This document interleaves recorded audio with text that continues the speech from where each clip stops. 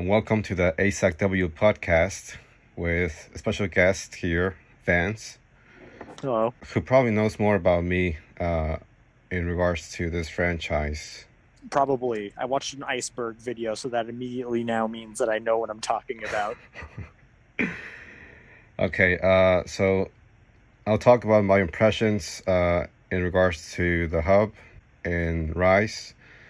I felt more engaged with the quest in Rise than in Jew. I guess because uh, I started out along with my other friends. The quests, they were pretty easy in comparison. Even the quest where you hunt Rajang, it wasn't too It's difficult. so much easier. Yes. It's so much easier than GU. I Yes. remember just fighting Tempered Rajang and us getting all just wiped. Yes. Just absolutely creamed. And this one, it's just like, oh, you could just bully him. Just constantly knock him out of enrage. It is quite slow in comparison. Oh, yeah. There's so many more windows now. And the final boss, I think I like Ataka more than Arwa. Yeah. Yeah. I mean, that's not even a fair comparison, honestly. Yes. Just such a cool monster. And based on the update, it says that there will be a new ending, I think. It's probably just going to be they're just going to fight together. Well, for the final. I believe well, you know how at the end the thing falls down to the abyss. I think, this is my theory. I believe it's gonna come back, and we'll fight it again in its final form. One of two things is going to happen. One, they're going to fight together. Two, they're going to literally combine like Power Rangers. That's not how Power Rangers works, I now realize. And so, yeah, those were my thoughts about the hub and the village. Well, to be honest, I was quite disappointed with the village because, Really? yeah, Actually, I kind of see that. There's not that much going on. yes, and also, I believe the final boss of the village is Magna Mallow, Yes, that is correct. and I was hoping for something else. A bit more of a challenge. Yes, Not something you could beat on your first try. Yeah, because in GU you fight a Valstrax, and yeah, and he kicked the crap out of me. Yes, same here. Absolutely. Like the armor scaling isn't even like up to par with him at that point. Like he will two-shot you. Yes. But with Magnamalo, I mean, yeah, he got me at least I think twice in my first attempt, which as an experienced hunter, that's impressive for low rank. But yeah, I still beat him.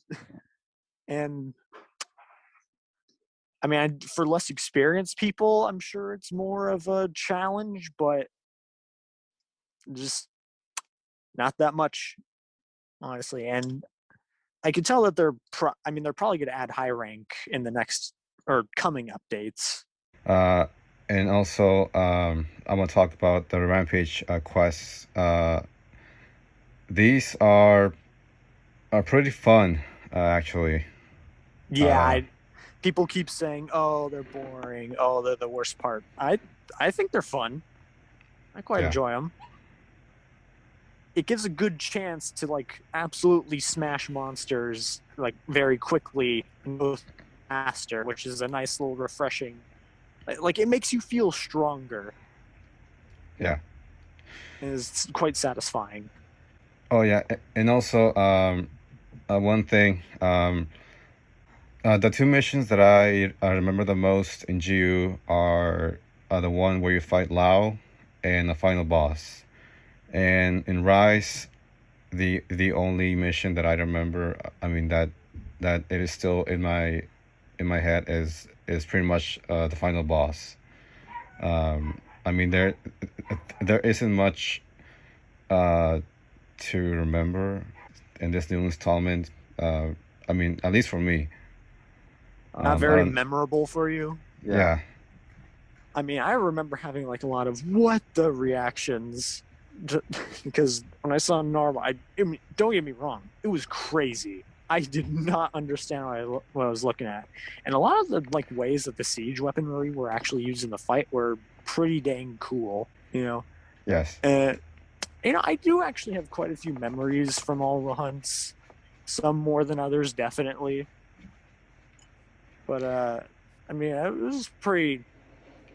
There was quite some memorable moments in there, mostly with the new monsters and ones that I've seen but haven't fought before. So now you want to go next? Or should I go about? Should I go about like negative stuff myself? You can talk about the hub and your experience, or the village. I mean, anything.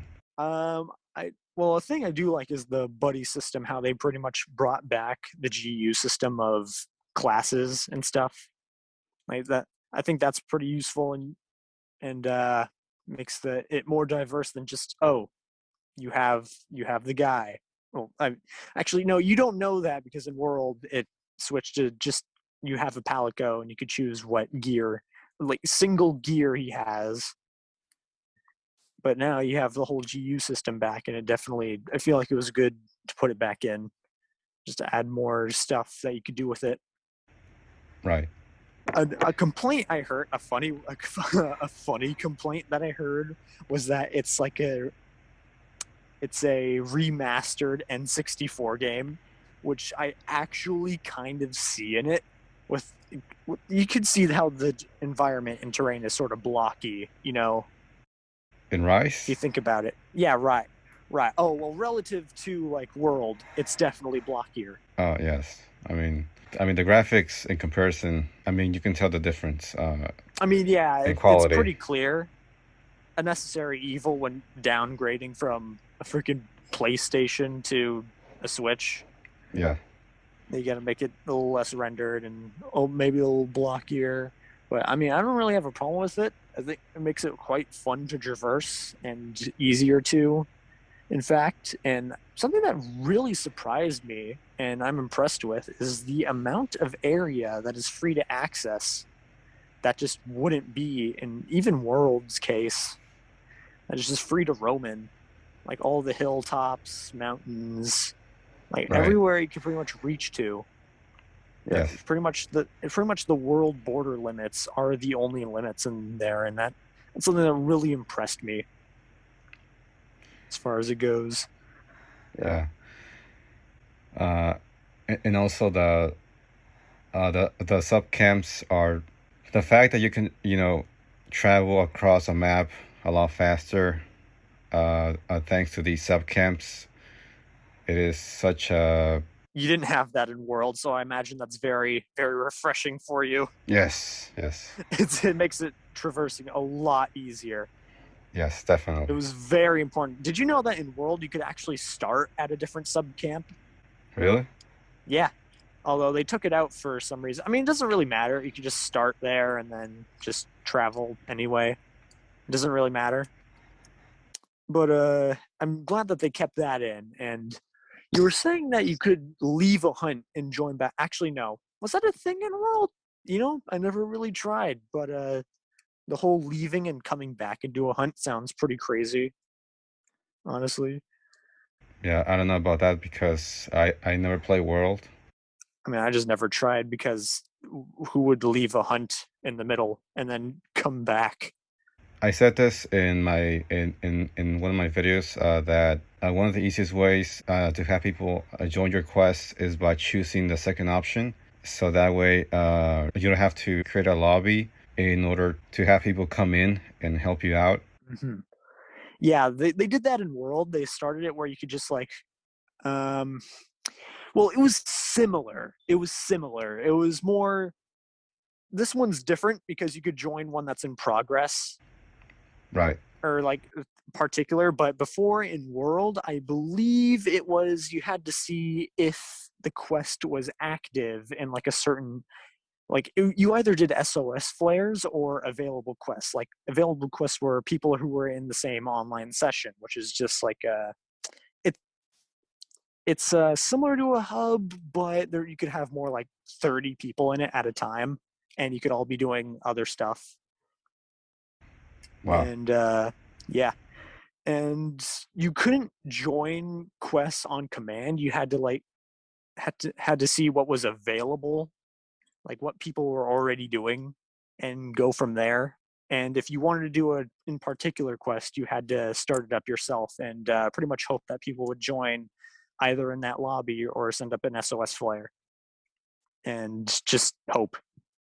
Meanwhile, this one, I mean, the player base is already, it's starting out, so obviously the player base is bigger than what Iceborne was from my latest memory. Yeah. Can you tell me how Rise is easier than World? Like, Oh, well, just today, before this, in somewhat preparation, and also just for memory, I played a little bit of Iceborne, and I fought a Barrioth. That Barrioth, I didn't faint, but he kind of kicked my ass. He was battering me around. I won, and it was also partially due to I was using hammer. I used to be a hammer main in World because the spin jumps were just fantastic. And the clutch claw, I'll I'll always remember the clutch claw. It was such a crutch in Iceborne as just a form of attack. But anyway, yeah, the, the clutch claw in itself made World or Iceborne easier than Base World, but coming from Base World, it was much harder to attack critical areas of the monster, and it presented a challenge in itself as getting those higher damage numbers. And a big thing, in my opinion, on why World is kind of harder than Rise is honestly, I think the camera angle, weirdly enough, because you're like right in on the person in World. Like you were right there. In Rise, you got a pretty wide third person view. You have a good idea of what's going on around you. right. And I feel like that just gives you like a lot more. I mean, it's good, and I do prefer it to World. I feel I don't know. It has been quite a while, or maybe I'm just bringing it up for the sake of hardness, but I feel like it's better, but it makes it possibly less challenging or less in focus of particular things. Yes. So, one thing that it is not exactly a complaint, but after completing the game and after getting the set that I wanted, there was not much else to do for me in Rise. And so, I pretty much stopped playing the game about a week ago. I know that you have been playing Rise still. Uh, Yeah. so tell me, how do you find the game so fun?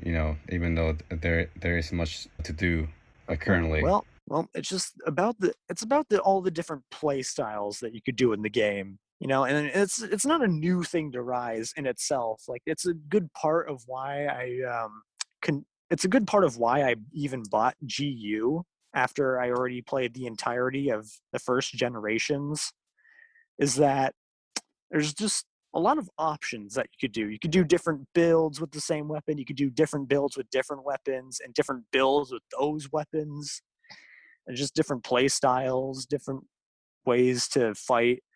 You could always be trying to perfect your set to how you want it, getting those. I mean, the decorations in this game are a very high grind relative to World, because in World, all you had to do, it was reversed. You could craft talismans instead of decorations, unlike GU. And Yeah. it brought back some of that grindiness from GU into Rise with how you could craft decorations now, which I feel like is a little bit of a way to increase its longevity, but could make it seem grindier to some people. Yeah. And also, I would like to talk about the upcoming update that's coming tomorrow, I believe, right? Uh-huh. Uh, And the new monsters that are showing up, Chameleos, Kushala, Telstra. My favorite of the three is, of course, Kushala. That Uh, is the first time I've ever heard that. I mean, don't get me wrong. I like Kushala. He's cool. The concept, awesome. His fight, uh, uh, mm, it is quite annoying. yeah, it was pretty bad in World, honestly. Like, think of the wind pressure, but like when you were doing all jump attacks and even clutch claw, if I remember correctly, clutch clawing onto him would, I think it knocked you off, which was pretty annoying.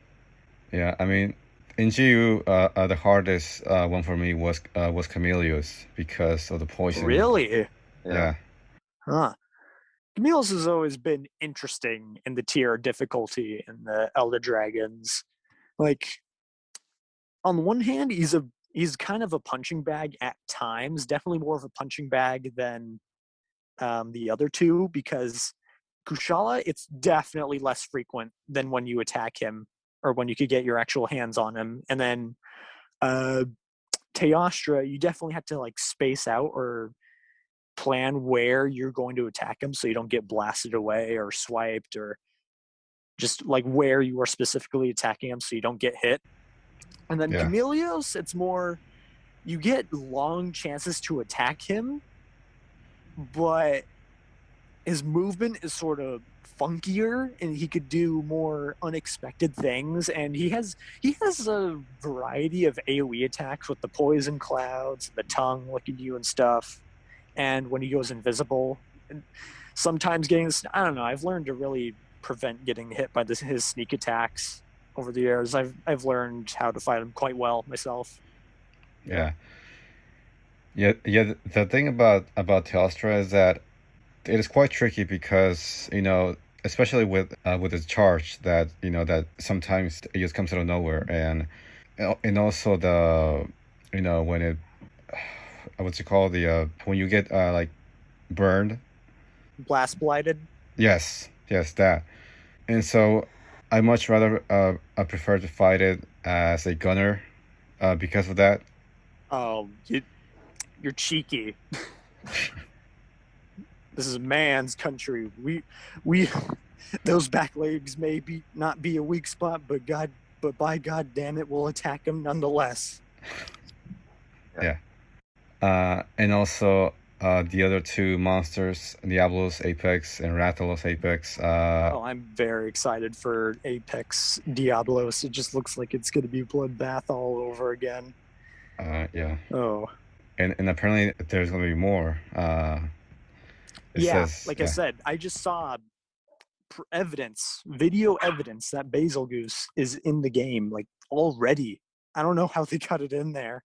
Yeah, I have not seen that yet. Oh, we got to fight that together. I got to see your reaction to this guy. And also, I believe that we will finally be able to break our HR. Yeah. Yeah. So yeah, the hunter cap. Honestly, I was almost kind of hoping it would stay locked for some more time, if I got to be honest. Because you want to say something?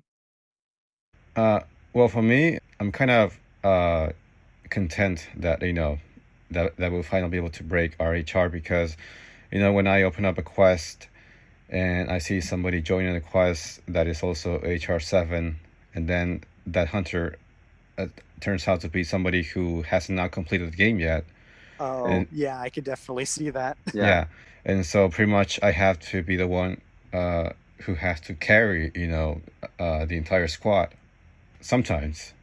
Well, the way I see it, it wasn't really in that perspective of people and how they are at the game, but I saw it more as like a longevity to how long the game might be or how many updates may come out. Like if the cap didn't go away in this next update, we might be getting another update when that one might get uncapped, and then we overall more updates might come out over time. Like the longevity of the game and how long updates are going to come out. It's definitely something I started noticing after Iceborne. with like how much they added after the release and how long the game lasted after that, you know? Yeah. And so, yeah, yeah, go ahead. I No, you go ahead. Okay. Uh, well, I'd like to ask you, since, I believe that you have played at the previous games. Uh, so, because I have heard people complain about how each game has gotten easier. Uh, and, I, I want to ask you if you if you have an issue with that, or I mean, are you someone who likes when these games are difficult? With Oh, all right, I'll just go off of that.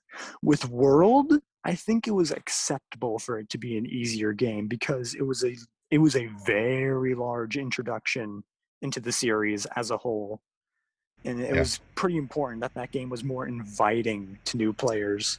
And honestly, so you're looking back on the earliest games from like 2004, um, seeing the difficulty level in that, I think it was actually important to slightly tone it down from there and change some things, like with the small monsters constantly bullying you.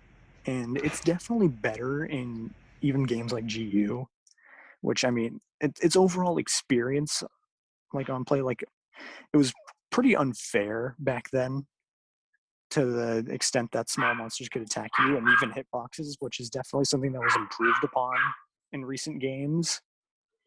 GU, I will say, is definitely difficult.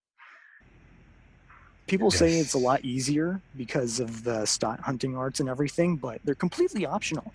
Like it's completely optional, and I would actually go as far as saying that some of it would not even be possible without the hunter arts. yeah, I would agree with that.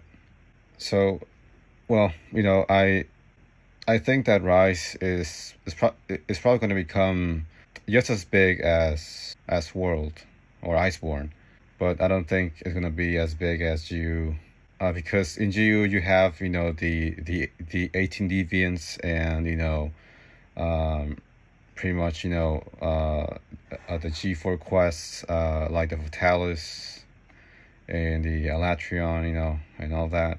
Yeah, the way I see it is that World was more of just like shifting the series to a different sort of demographic and overall style with the realism. And GU was really like a send off to those older style of games with just including as much as it could. And these new games more so being, oh, occasionally adding this old monster in with some new, fancier mechanics and adding new monsters in, which could sort of go off of that and add some new stuff of their own, which I think is a really good thing for the series to do. Yes. Uh, and so, anything else you'd like to add about Rise? One thing I will say is that the monsters themselves, they have definitely improved. Like all the original monsters have definitely an improvement over those that came out in World because the roster in that one was a lot less interesting than all the new ones here because, for example, Gyrototus, that guy, the fish, he was from World. If you remember his fight, not very interesting. And with the new monsters such as Almudron, well, just an absolute improvement, vastly better than what Gyrototus, a previous mud monster, was. And overall, the designs, the concepts are a lot more interesting now than they were. And I'm quite impressed by it, and I hope they definitely keep this up to standard. And now, I would say that I just hope that they keep updating this game because with you, I was so into that game, and I became kind of obsessed with you because after completing the first phase of the game, which was beating the final boss, you know, I went on uh, to build more sets and eventually fight the deviants. But in this game, you know, like I said previously, there isn't much else to do at the moment, and so I just hope that that they add more stuff to do. I could definitely see that. Um, I think a main reason we didn't see that much content in the initial release is just because the scale that they have been working at with stories too, and they were making this game while they were still updating Iceborne, which I think was really impressive to do. Like they were coming out with huge stuff still in Iceborne while this game was still in development, such as Safi'jiiva, Fatalis. I think Rajang might have been a little bit before that, but there was still like a Latrion in some of those updates. And I think the workforce has been really spread thin amongst the developers. And I think even to this degree of what we have in the game is quite impressive despite that. Yeah.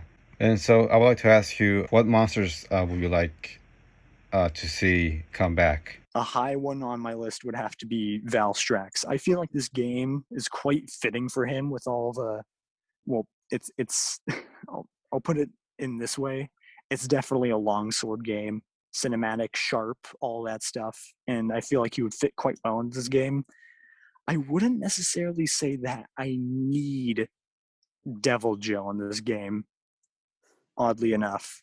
He definitely more fit the bill for World, but I feel like he's not as necessary in this entry. When he came in World, it was huge. It was big. Like he left an impression. Like he was a new hurdle for a lot of people. Yeah. Another monster I would say I'd like to see again. Oh, this is a funny one that I think of, but I would have liked to see Great Jaggy as a starter monster. I have no problem with Great Azuchi. It is cool. It is pretty dang cool. I think it is an interesting monster, the way it fights, the way it works with smaller ones. It's all very cool and stuff, but seeing that area in the Sandy Plains really just, it feels like he should be there. He doesn't need to come in. It's not fully necessary, but it was just one I would like to see to return. And definitely some of the monsters that they've teased, such as Tetsukabra, Zamtrios, Nectar. Those are one. Oh, and Lagiacrus. Not to say, I even forgot that. That's one that's definitely had a lot of hype around it. That those are all ones that I was really expecting to see, but haven't. And honestly, I was kind of expecting them to see some of them in this free title update in the monster roster. I was expecting the Elder Dragons to come in later, for more sort of end game-ish type deal. But I think it's all right. They might come in later or might come in the master rank. I don't know. They're probably going to figure out how they're going to do that, but I could just hope that they add them in. They couldn't just add in all the small monsters as teases, you know? Yeah.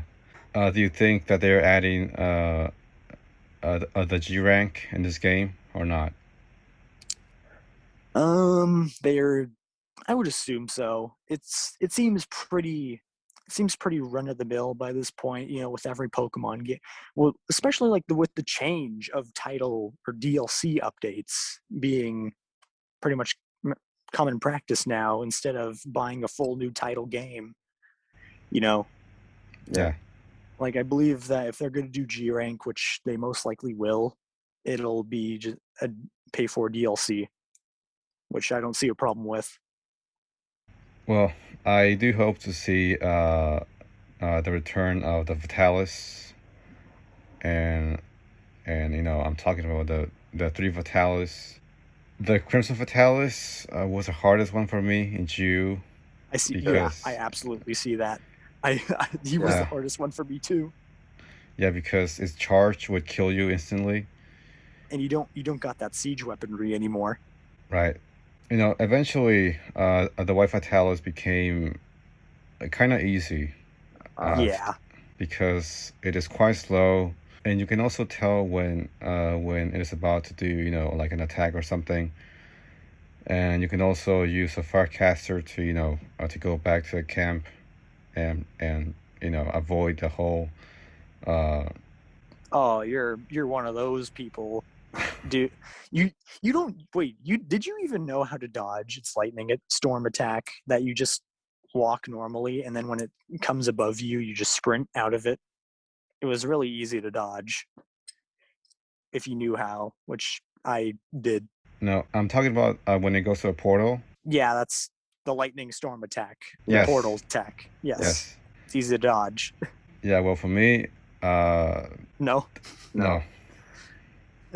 Interestingly enough, I don't really feel like it rises a game that would fit Fatalis very well, especially with how many times he's just come up in recent games. Like he's been really quite used a lot.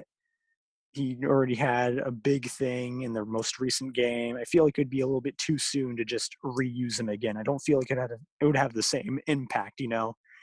I think the Elder Dragon I'm most excited for to come back would actually be Lao Shenlong with the whole rampage system they said and all that.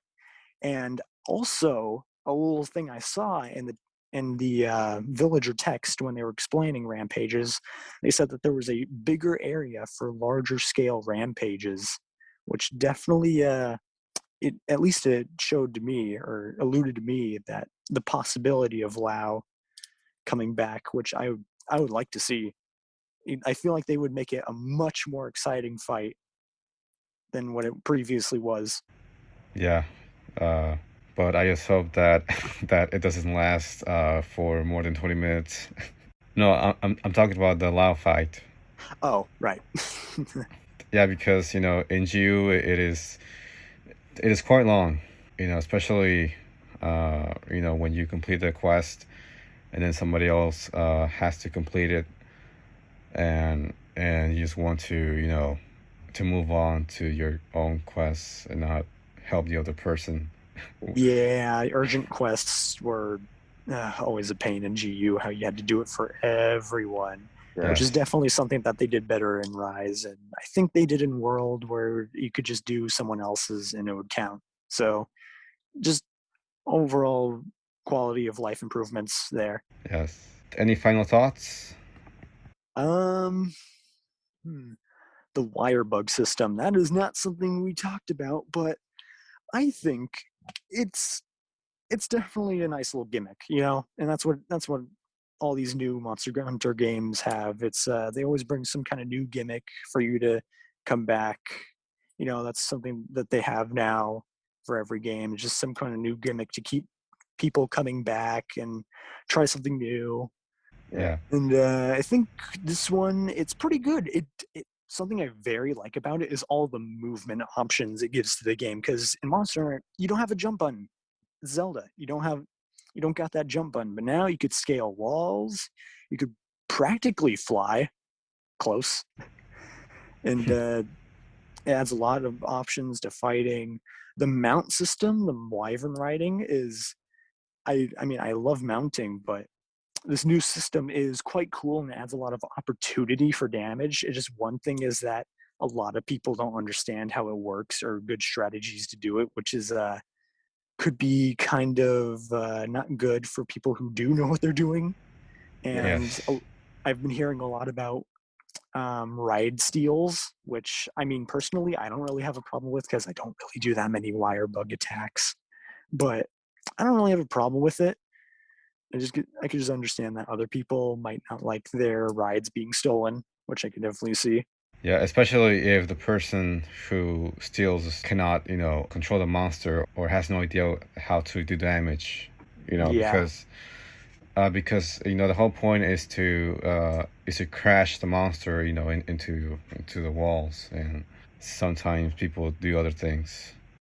One thing that especially gets me is when the people because you can make the monsters charge into each other, and if the monster that you're fighting beats um, or loses to an intruding monster, then you won't get that damage because you're fighting that monster with that monster. Well, usually what people will do instead of charging the monsters into each other and making the one that you're fighting um, or the one that intrudes the one that you could ride and then attack the one that you're fighting, that's a lot of lost damage there that could have been really well used, and that I feel like that's something that's kind of caught my attention and sort of bugged me. Yeah. And also, one last thing, I have seen people be kind of impressed by the whole. I've been able to take pictures. Oh yeah, that's very good. But for me, I mean, I personally, I am not into that as much. I don't know about you. Uh, hides the scrapbook carefully behind back. I like it. I like how you could put your own images of the monsters into like their info pages on the hunter's notes. I think that's a cool touch. And so, any other comments? People were talking about the layered armor and how they wanted it, and now it's here. Personally, the layered armor's never really been that big of a deal to me because I generally always wear cool armor. And the armor usually, and I do like mixed armor sets too. I usually like how I look, and I know all the people want to be wearing all these fresh suits while they're beating down monsters and all of that. And I don't know, this is not for me, but I definitely see how people are excited for layered armor to be back, and they did it quite quick, which I mean it should be optional. Yeah, yeah. Well, in GU, I was hoping that I could, find an armor that resembled a suit, like a business Oh, suit. But unfortunately, there isn't. nah, man, gee, you don't mess around like that. And I don't know if there will be any in this game. Well, thank you for being here, and I'll talk to you later. All right, see you later. Yeah, take care.